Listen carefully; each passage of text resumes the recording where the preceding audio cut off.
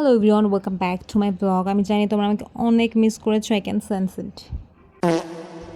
তো ব্লগ বলতে আসলে আমি বুঝি হচ্ছে ঘুরে ফিরি অ্যান্ড খাই দাই অ্যান্ড শপিং করি, কারণ এছাড়া বাসায় বসে আমার কোনো কাজ নেই। আমি জাস্ট শুয়ে থাকি অ্যান্ড উঠি অ্যান্ড এটাই। যাই হোক, এই দিন আমি গেছিলাম হচ্ছে আম্মুর জন্য একটু শপিং করতে, একটু রেগুলার ওয়্যারের জামা কাপড় কিনতে অ্যান্ড ব্যাগস কিনতে।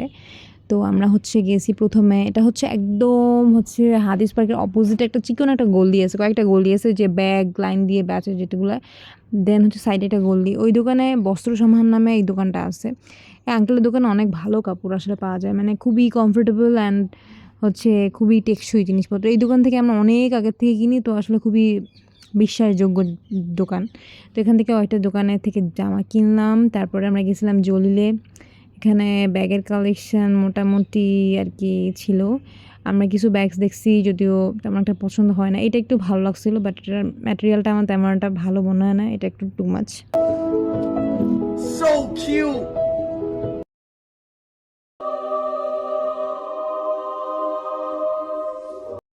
তারপরে আমরা খুবই টায়ার্ড হয়ে গিয়েছিলাম নিউ মার্কেটের ফুডজোতে, এখানে যে একটু খাওয়া দাওয়া করবো। এখানে যে আমরা খাইছিলাম হচ্ছে মোমোস, যেটা কিনা আমার খুবই পছন্দের একটা খাবার। অ্যান্ড সাথে হচ্ছে কফি, এটা হচ্ছে কফি ভিলের কফি। আমি জানি না, মাঝে মাঝে আমার কী হয়, আমি মাঝে মাঝে এত ভুলভাল প্রোনাউন্সিয়েশন করি, তত আর নাই বলি। বাসায় এসে দেখি আমার মা আমাদের জন্য বানাইছে হচ্ছে সোয়া চাং দিয়ে নতুন রেসিপি। সে আবার ইউটিউব ভিডিওস দেখে এটা বানাইছে অ্যান্ড মোটামুটি অনেক মজাই লাগছে আমার কাছে। তারপরের দিন আমি আবার একটু কলেজে গিয়েছিলাম, মাঝে মাঝে কলেজে যেতে হয়।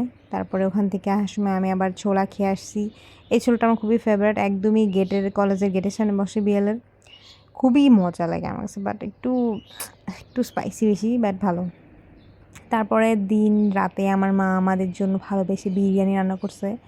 বিরিয়ানিটা এত মজা হয়েছিল তা আমি আসলে কি বলবো। বিরিয়ানি আমার এমনিই ভালো লাগে। বিরিয়ানি আমার মানে হয় না যে একবার জাস্ট ঘ্রাণ পেলে হয় আমার বিরিয়ানি ভালো লাগে, বাট এটা আসলে অনেক মজা হয়েছিল। দেখতে একটু হলুদ হয়ে গেছিলো এই দিন, মেবি একটু মশলা বেশি পড়ে গেছিলো, বাট বিরিয়ানির টেস্টটা খুবই ভালো হয়েছে।